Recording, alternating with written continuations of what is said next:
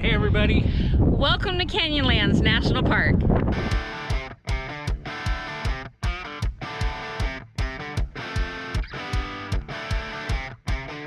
Welcome back to the channel. I'm Kat. I'm Harry. And you're joining us about halfway through our 5-state, 10 national park tour. Behind us is Canyonlands National Park. We still don't know what to expect out of it, but let us show you a little bit of our journey here today. From the Rimrock Inn, where we spent the night right outside of Capitol Reef National Park, it's only 156 miles to Moab. The parks are fairly close to each other, and you could take the interstate between them, but then you'd miss these views. We really wanted to check into our hotel and head to Canyonlands, so we just admired and drove, and were rewarded by more wildflowers. Okay folks, let's go explore Canyonlands. As you turn off the main highway from Moab, you start to see the red rock formations. First stop, of course, was the Visitor Center for our stamp, sticker, and learn a bit more about this national park. Some of the information was brand new and left us hopeful to see more wildlife. And the displays really helped make sense of the formations here. Many of the names like Chinle, Moenkopi were very familiar to us from Capitol Reef, but we still had no idea how different it would be. Our first chance to find out was right across from the Visitor Center. I think like yesterday's canyon at Capitol Reef, and if you missed that, we'll link it at the end of this video. This is a lot of driving through Red Rock Canyons, but the formation here is different. Layers. It just feels different.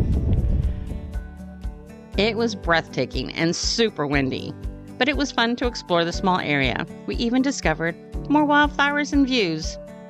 Islands in the Sky is just one of the 4 park districts. There's also the Needles, the Maze, and the rivers themselves to explore. It is one way in and out, with a few areas that are short roads. And those are also out and back from the main road. As much as we said we were just going the 12 miles to the farthest point to start, the views made us want to go explore right away. So, off to see Whale Rock and explore a bit on our own. Alright, taking a little walk. Upheaval Dome. Parking, there's not a lot. So, come prepared to circle or park somewhere off the road. We got lucky.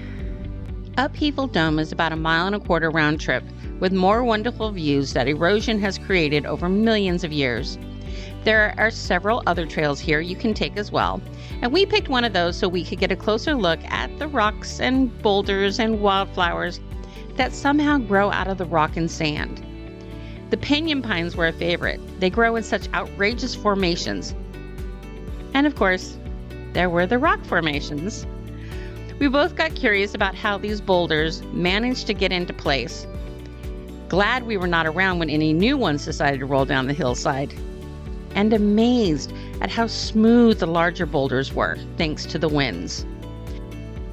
We were definitely tempted to touch, but wanted to be careful not to damage the surfaces or get bit by the plant life. It is a desert after all. So we stuck to the sand and enjoy finding stuff like these amazing tree roots.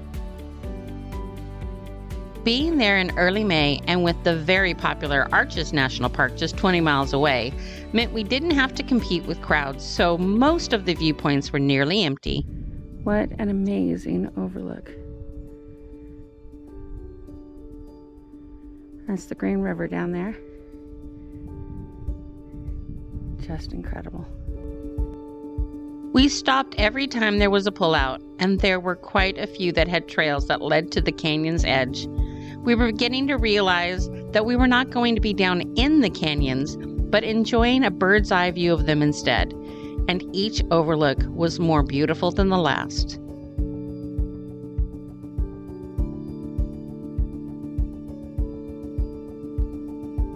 The Green River cuts along the valley floor on your drive out to the Grand Viewpoint, and it's there that it meets up to the Colorado. On your drive back, it's the Colorado that you see along the way. But it's at the Green River Overlook where the advantage of being able to see the river and how it's creating breathtaking formations as it makes its way to the Colorado that I will never forget.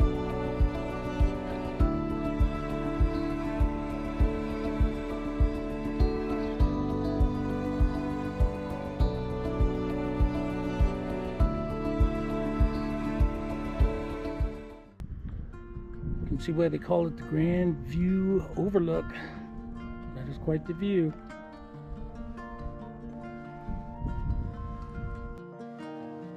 Canyonlands became a national park in 1964, a good part in thanks to the superintendent over at Arches National Park. But there is evidence that the native peoples were here 8,000 years before that. The park sees over 700,000 visitors each year. Butch Cassidy and his Wild Bunch had a hideout in the Canyonlands. This is the location of the famous Robber's Roost. In fact, if you have a four-wheel drive vehicle, you can drive out to the cabin here. There are over 333,000 acres to explore. If you're a hiker, there are plenty of truly long hikes that can lead you right down to the edge of both the Green River and the Colorado.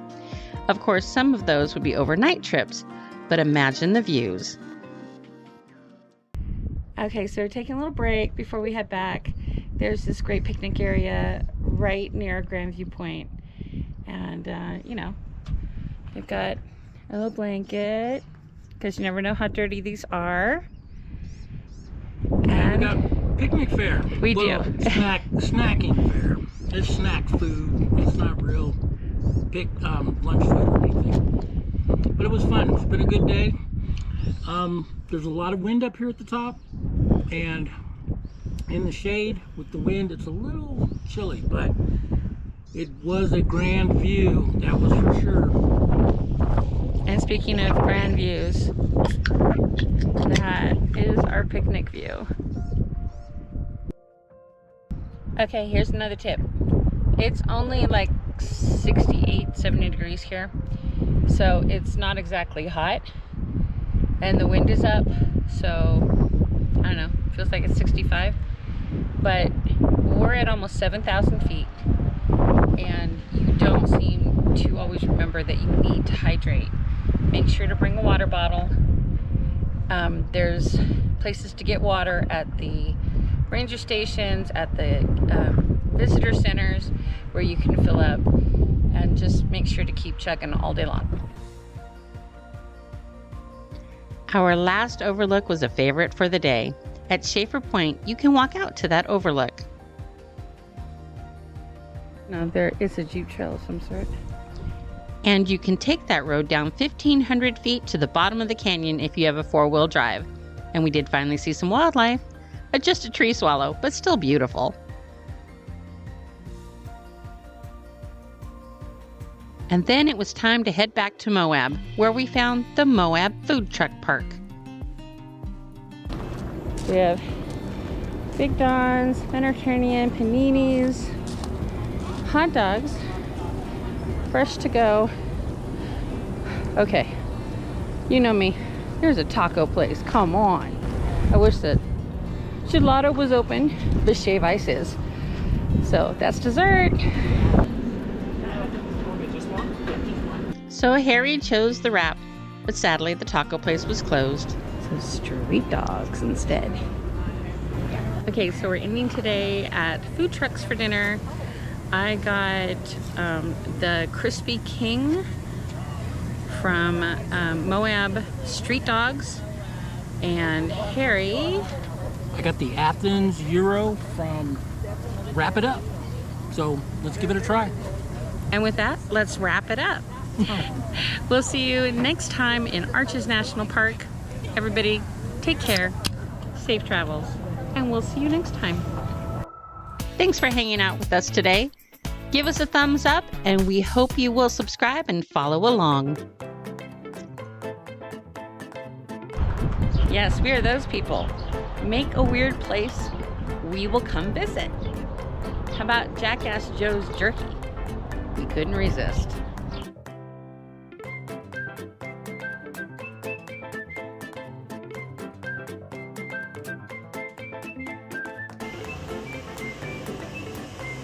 Even the restroom is adorned. And where there's a sticker place, we have to put a sticker. Let's see. How about on the pink of the spaceship? So if you guys come out to Jackass Joe's Jerky, take a look and see if you can find our sticker.